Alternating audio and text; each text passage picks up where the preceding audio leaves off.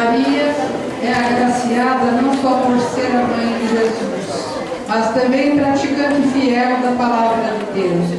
Revestidos de Cristo pelo batismo, somos libertos de todo tipo de escravidão e chamados por Ele a dar continuidade à nossa missão libertadora. E ao contemplar Maria, nos é dada outra graça, a de poder ver também a nossa vida em profundidade. Ó Deus de poder e misericórdia, concedei a vossos filhos e filhas a graça de vos servir como devem fazer, que corramos livremente ao encontro de vossas promessas, por nosso Senhor enchido. Somos administradores dos dons que Deus nos concede. Ele espera que cada um esteja sagaz o suficiente para pôr os próprios recursos a serviço da justiça, favorecendo a vida de todos. Canto de entrada.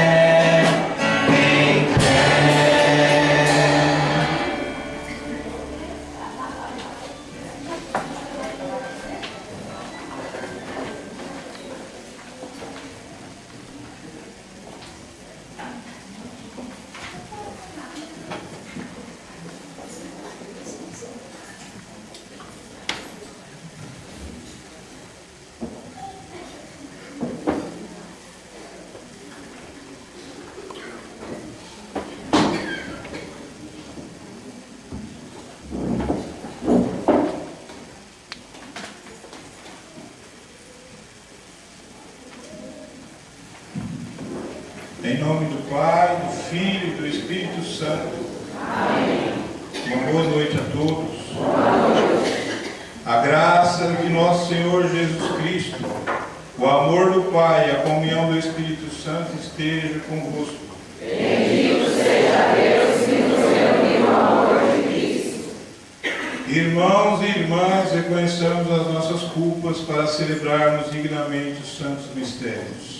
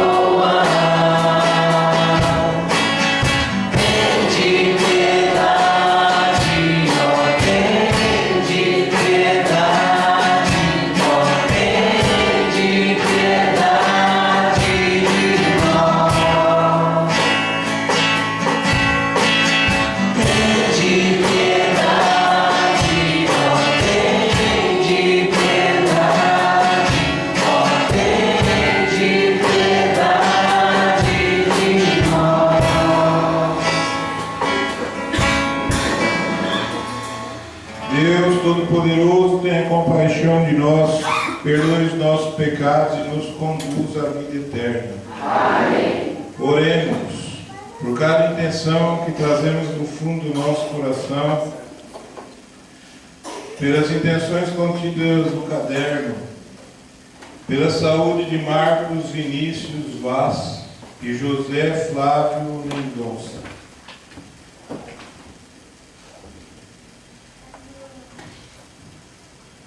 Ó Deus de poder e misericórdia, que concedei aos vossos filhos e filhas a graça de vos servir como deve, fazei que corramos livremente ao encontro das vossas promessas, por nosso Senhor Jesus Cristo, vosso Filho, na unidade do Espírito Santo. Amém. Servidores do Evangelho, nossa tarefa é fazê-lo chegar a todas as pessoas, a fim de transformar as relações humanas segundo a bondade e a justiça. Ouçamos.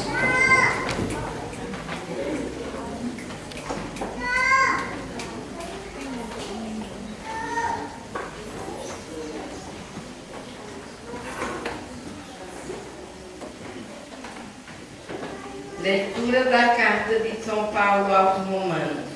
Meus irmãos, de minha parte, estou convencido a vosso respeito, que vós tendes bastante bondade e ciência, de tal maneira que podeis admoestar-vos uns aos outros. No entanto, em algumas passagens, eu vos escrevo com certa ousadia, como para reavivar a vossa memória, em razão da graça que Deus me deu. Por esta graça eu fui feito ministro de Jesus Cristo entre os pagãos e consagrado servidor do Evangelho de Deus, para que os pagãos se tornem uma oferenda bem aceite, santificada no Espírito Santo. Tenho, pois, essa glória em Jesus Cristo, no que se refere ao serviço de Deus. Não ouso falar senão daquilo que Cristo realizou por meu intermédio, para trazer os pagãos à obediência da fé pela palavra e pela ação, por sinais e prodígios, no poder do Espírito de Deus.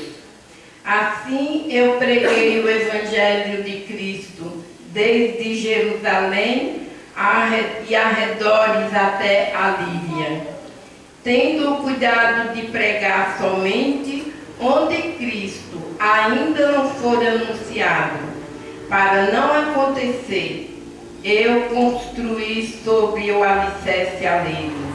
Agindo desta maneira, eu estou de acordo com o que está escrito.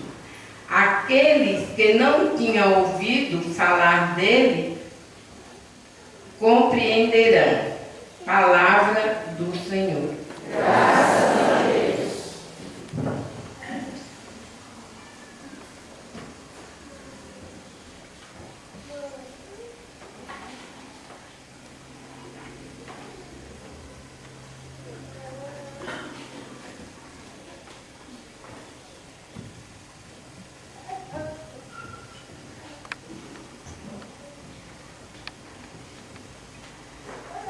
O Senhor fez conhecer seu poder salvador perante as nações.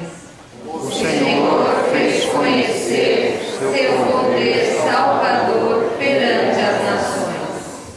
Cantai ao Senhor Deus um canto novo.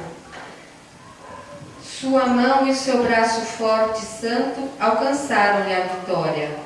O Senhor fez conhecer o seu poder salvador perante as nações. seu poder salvador perante as nações. O Senhor fez conhecer a salvação e as nações sua justiça. Recordou o seu amor sempre fiel pela casa de Israel. O Senhor fez conhecer seu poder salvador perante as nações. Os confins do universo contemplaram a salvação do nosso Deus. Aclamai o Senhor Deus, ó terra inteira. Alegrai-vos e exultai. O Senhor fez conhecer o seu poder salvador perante as nações.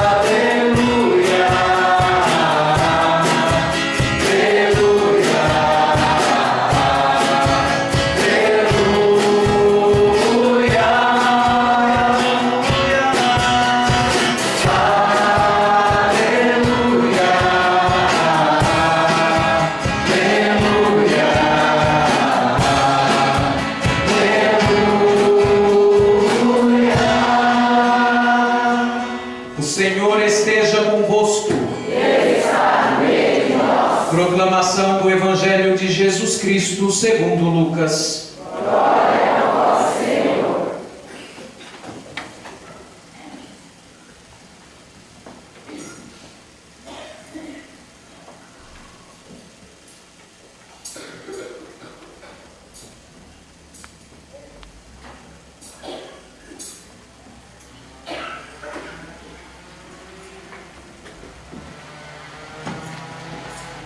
Naquele tempo, Jesus disse aos discípulos: um homem rico tinha um administrador que foi acusado de esbanjar os seus bens. Ele o chamou e lhe disse: que é isto que ouço ao teu respeito? Presta contas da tua administração, pois já não podes mais administrar os bens. O administrador então começou a refletir: o Senhor vai me tirar a administração. O que vou fazer? Para cavar não tenho forças, de mendigar tenho vergonha. Já sei o que vou fazer. Para que alguém me receba em sua casa quando eu for afastado da administração. Então ele chamou cada um dos que estavam devendo ao seu patrão e perguntou ao primeiro: quanto deves ao meu patrão? Ele respondeu: 100 barris de óleo. O administrador disse: pega a tua conta, senta-te depressa e escreve 50. Depois ele perguntou a outros: e tu, quanto deves? Ele respondeu: 100 medidas de trigo. O administrador disse: pega a tua conta e escreve 80. E o Senhor elogiou o administrador desonesto, porque ele agiu com esperteza. Com efeito, os filhos deste mundo são mais espertos em seus negócios do que os filhos da luz. Palavra da salvação. Glória a vós, Senhor.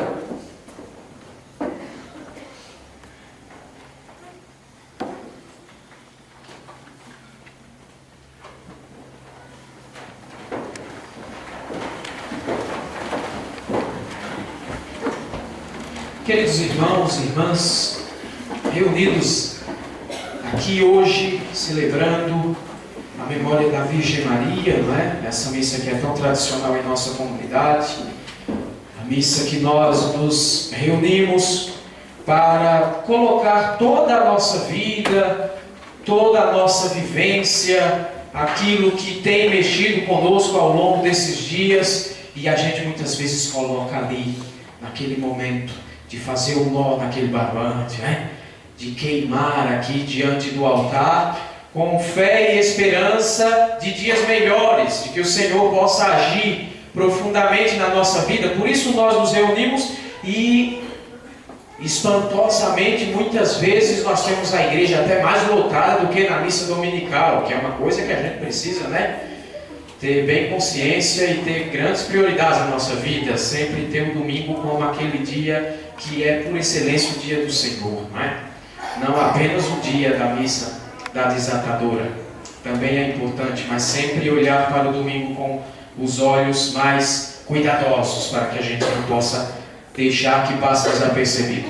O Senhor hoje vem nos chamar a atenção nessa liturgia da palavra, né? E a gente poderia, assim, de forma muito espontânea, fazer uma certa distinção do que seria sabedoria para o que seria esperteza, né? Nós temos isso bem expressado na liturgia da palavra. Por um lado, nós vemos na primeira leitura Paulo, que fala aos romanos, coloca um pouco dessa questão da sabedoria contida nas suas comunidades, naquelas comunidades que ele acompanhava. Não só a sabedoria, mas a própria palavra de ciência, a própria palavra de companheirismo, de bondade, palavra que fazia com que um irmão pudesse corrigir o outro sem que machucasse esse irmão. Por isso que muitas vezes os escritos paulinos são carregados de palavras duras contra essas comunidades que ele fundou. Porque ele mesmo explicita nessa leitura hoje para nós que ele enxergava nessas suas comunidades uma maturidade tamanha que ele podia puxar a orelha e chamar a atenção sem mexer com a fé de ninguém. Porque é assim a igreja, é dessa forma que nós construímos a história da igreja. São momentos de quedas, momentos de tropeços, mas também de companheirismo no sentido de que eu, a partir da minha vivência evangélica, a partir de minhas concepções de fé, eu poder chegar ao lado do meu irmão e da minha irmã e dizer: querido, querida, você pode melhorar, você não está caminhando de acordo com o evangelho. Não é desse jeito que Jesus ensina, a gente pode fazer de forma diferente. Eu estou aqui para te ajudar. Dessa forma, Paulo levou o seu ministério de apóstolo dos gentios, mostrando com a sua vida de cristão que é necessário que nós, como em outros momentos ele coloca, pudéssemos ser suportes uns dos outros, né? Você já ouviu Paulo, com certeza, você está sempre nas celebrações, uma vez ou outra você já ouviu Paulo nos colocando a seguinte sentença: suportai-vos uns aos outros.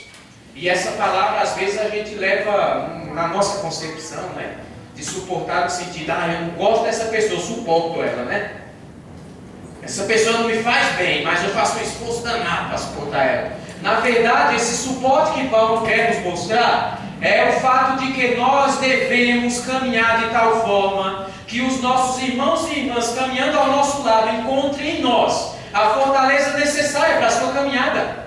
Encontre no meu testemunho, no seu testemunho, um norte interessante para seguir no caminho de Jesus Cristo. Isso é suportar.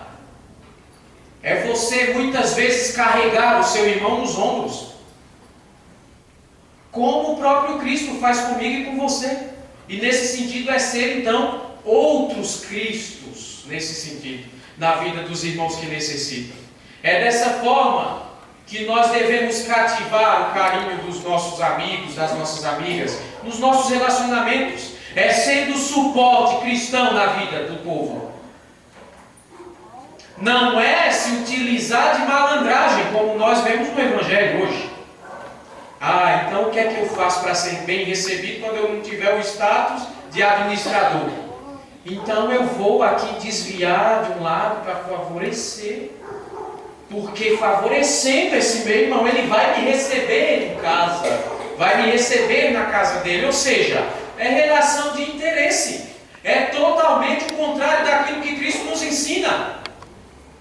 Quantas vezes nós não escutamos o Senhor falar em seu Evangelho? Se você ama quem ama você simplesmente, quem gosta de você, o que é que você vai receber, meu filho? Você tem que amar aquele que vos odeia. Você tem que buscar pelo amor restaurar aquele que te odeia. Aquele que não quer você nem pintado de ouro na sua frente. Essa é a nossa missão. É resgatar pessoas que nutrem sentimentos maus, entre aspas ou não, contra nós ou contra qualquer outro que faz parte desse corpo místico de Cristo que é a igreja. É dessa forma que nós devemos caminhar. Não é simplesmente favorecendo de forma ilícita os outros para ganhar o seu carinho. Ou esconder muitas vezes os erros dos outros para que eles possam gostar mais da gente. Todo relacionamento pautado na mentira está fadado ao fracasso. Todo. Seja amizade, seja casamento.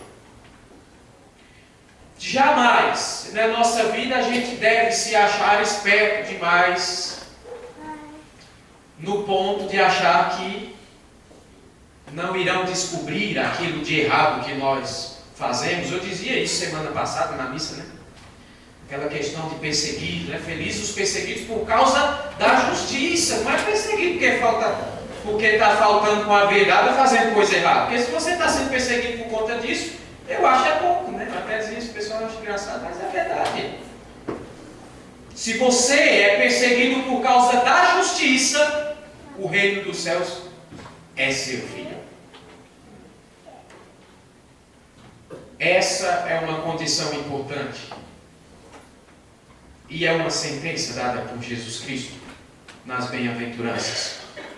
Só que hoje, a pergunta que fica para nós, como nós estamos vivendo a nossa vida? Nós estamos vivendo de forma sábia, de acordo com os dons que nós recebemos, com o batismo, com a crisma, a cada Eucaristia que participamos, que recebemos o corpo de Cristo que é doado através da palavra, através do próprio corpo e sangue. Como nós estamos vivendo de acordo com toda essa doação que o Senhor insiste em fazer por nós? Estou vivendo sabiamente? Estou vivendo com esse coração aberto a ser corrigido e a corrigir? Ou eu estou dando aquele velho e bom jeitinho brasileiro em tudo na minha vida, inclusive na minha vida religiosa?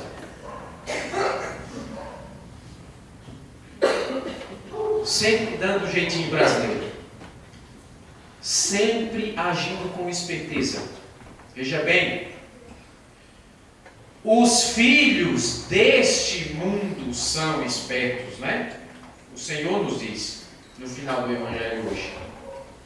Os filhos deste mundo são mais espertos em seus negócios do que os filhos da luz.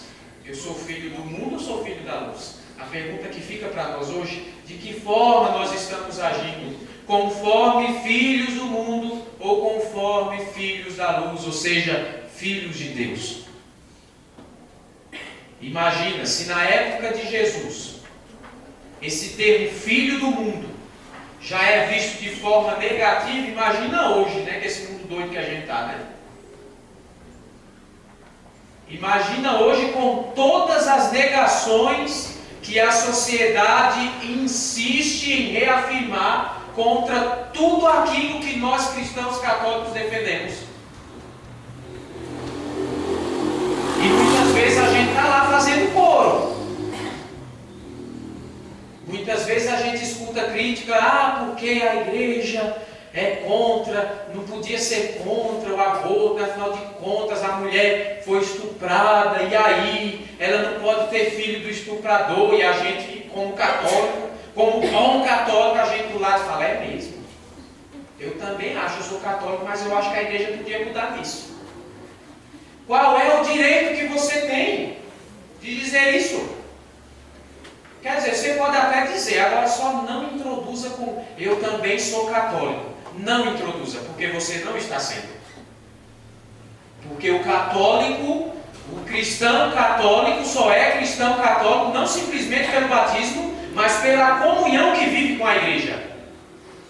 Se você não vive em comunhão com a igreja, você pode ser qualquer coisa menos católico. Aí de repente você encontra um pastor por aí, né? Vai olhar para a sua cara, vai te dar um lencinho molhado de suor. Você vai passar nas suas perebas, nas suas feridas, né? Vai ser curado em nome de Jesus, né? Aí você vai dizer, encontrei Jesus. Ah, meu filho, não encontrou nada. Eu, quando era católico, eu era idólatra. Filho, você nunca foi católico, católico não é idólatra. Catolicismo e idolatria não caminha no mesmo caminho, não. É diferente. Nós não adoramos ídolos. Nós adoramos o próprio Cristo, que não é representado na Eucaristia. Ele é presença na Eucaristia. Não é uma simples representação, mas é a presença do próprio Deus, que nós vamos receber hoje na comunhão. E também vamos fazer o nosso momento de bênção do Santíssimo, como de costume na nossa celebração também. É a presença de Deus que se torna palpável no meio de nós. E que a gente não inventa aqui fogueira para queimar, não é? Vem aqui queimar o seu dinheiro na fogueira de Israel, né? A fogueira aqui que a gente vai colocar hoje aqui, né? Para a gente queimar os nossos nós. Aquilo que nos impede de chegar na presença de Deus. Aquilo que nos impede de viver um cristianismo verdadeiro. É isso que nós queremos queimar aqui. Por isso que nós nos reunimos. Por isso que nós viemos enquanto família. Para renovar esse sim. E o que é interessante, sabe? Se a gente pensar o nó de uma outra forma. Uma forma mais positiva. Nós estamos ligados a Deus pelo batismo, não é isso? A Eucaristia, nós estamos aqui renovando a nossa fé. A cada celebração. E o que é que o pecado ao longo da nossa caminhada, não é? Quando a gente começa a querer viver que nem esse filho das trevas aí, muito espertamente, né? Sempre pegar os atalhos, nunca ir pelo caminho certo. Vamos atalhar porque é mais fácil. Esse pecado faz com que essa ligação que nós temos a Deus, ela seja rompida temporariamente. E essa imagem de Deus que nós somos, pela criação, também seja um pouco manchada, desfigurada. Só que quando você reconhecendo o seu pecado, reconhecendo o seu erro, arrependido do seu erro, procura a igreja, no seu ministro, no padre, para o sacramento da reconciliação, para a confissão. Essa ligação sua a Deus acontece de forma ainda mais estreita. É bonito quando nós pensamos assim, Deus, Ele faz um nó nisso que a gente quebrou com o pecado. E o que é que acontece? Se uma corda quebra e a gente dá um nó para restituir a corda, o espaço entre uma ponta e a outra da corda vai aumentar ou vai diminuir? Vai diminuir, né? É assim que acontece conosco e com Deus. O pecado faz com que nós caiamos. Essas tentações que o mundo persiste em nos oferecer faz com que nós caiamos muitas vezes no nosso caminhar cristão. E essa queda, uma vez que nós reconhecemos e procuramos os meios para mais uma vez restabelecer o nosso contato com Deus, Deus então nessa corda faz aquele nó bonito, né? Aquele nó que só caminhoneiro sabe fazer, né? Meu pai era caminhoneiro, fazia um nó lá que a gente passava a vida inteira e não conseguia desatar, e ele só praticamente puxava uma ponta, acabava o nó, caía a corda de um lado do outro. Deus faz o nó e faz com que a gente possa ficar ainda mais próximo dele. Porque o reconhecer-se limitado pecador não é defeito, gente. Isso é ser também, não ser, mas estar no processo de uma santificação. É reconhecer que sou falho. Porque se no dia que eu me acordar, ou você se acordar, se algum dia acordou assim já, né? Você acordar feliz da vida, satisfeito e achar que você está perfeito para viver. E que não precisa melhorar mais nada. Que está tudo muito bom. No dia que você acordar dessa forma, você está jogando fora aquilo que é a principal força para que você continue vivendo bem e feliz, que é a graça de Deus.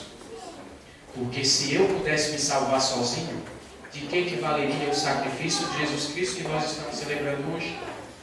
Não valeria de nada.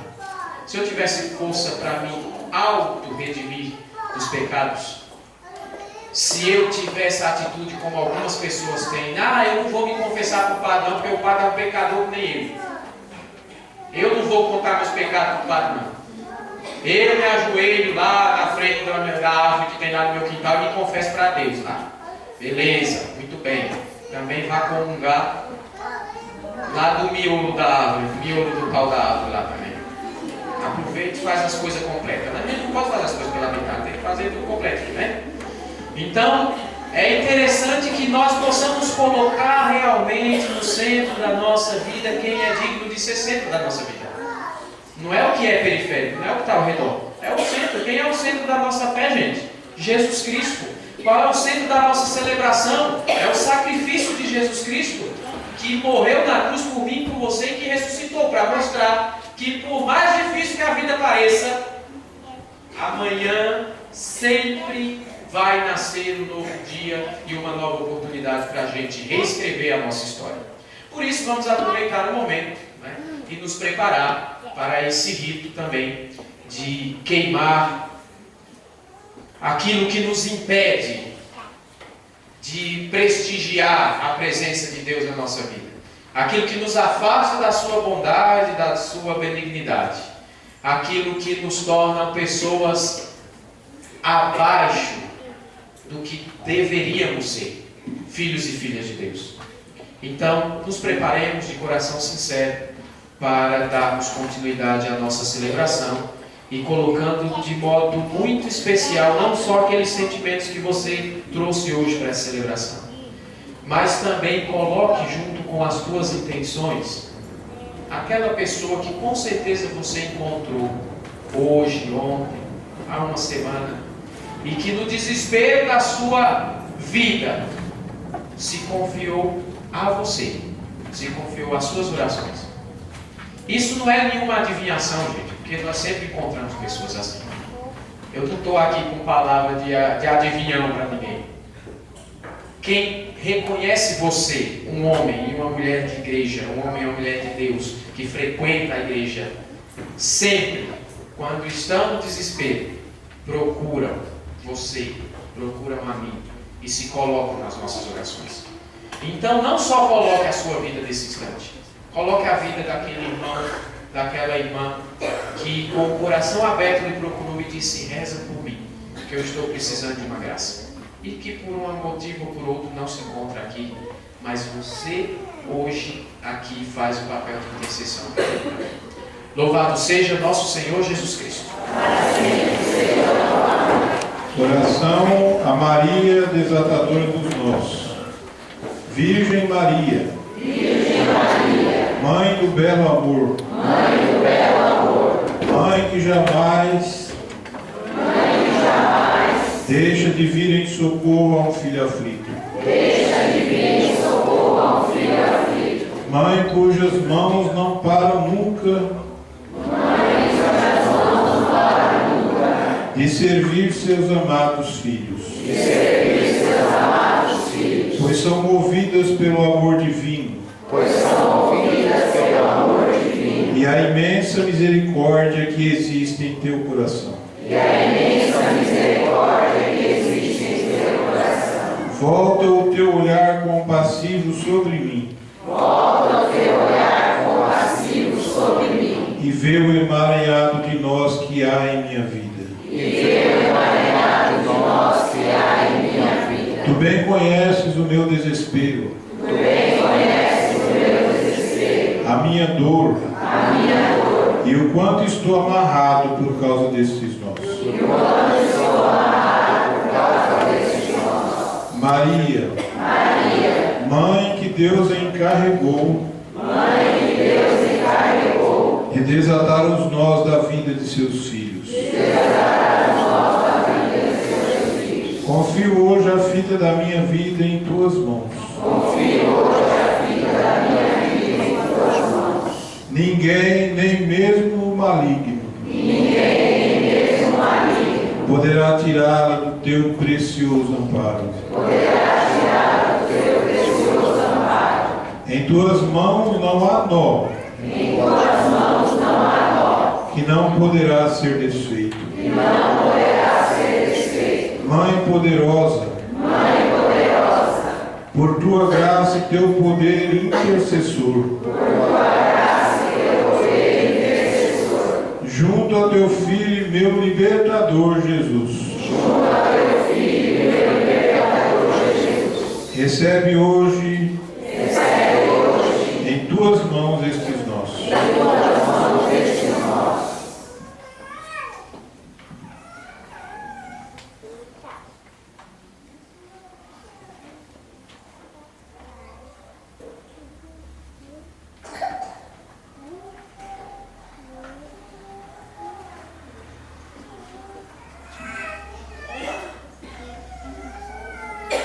Peço-te para desatá-los, para a glória de Deus, e por todo sempre. Vós sois a minha esperança, ó Senhora minha, sois a minha única consolação dada por Deus, a fortaleza das minhas débeis forças, a riqueza das minhas misérias, a liberdade com Cristo das minhas cadeias. Ouve minha súplica, guarda-me, guia-me, protege-me, ó seguro refúgio. Maria desatadora dos nossos, rogai por